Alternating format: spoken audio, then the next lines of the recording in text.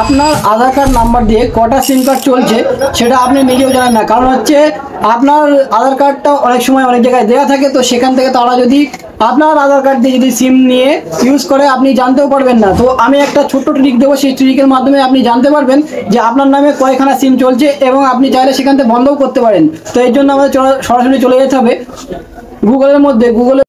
গুগলে গিয়ে ট্যাপকপ লিখে সার্চ করে দেবেন।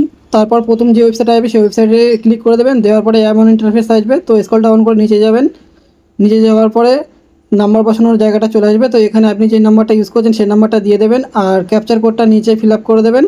তো আমি ফিল আপ করে দিচ্ছি। ফিল আপ করার পরে আপনার নাম্বারে একটা ওটিপি আসবে, তো ওটিপিটা এখানে দিয়ে দেবেন। আমি ওটিপিটা দিয়ে দিচ্ছি। এবার লগ ইনে ক্লিক করে দেবেন। তারপর দেখতে পাবেন আপনার ডকুমেন্টসে কতগুলো সিম তোলা আছে সেটা কিন্তু এখানে শো করবে।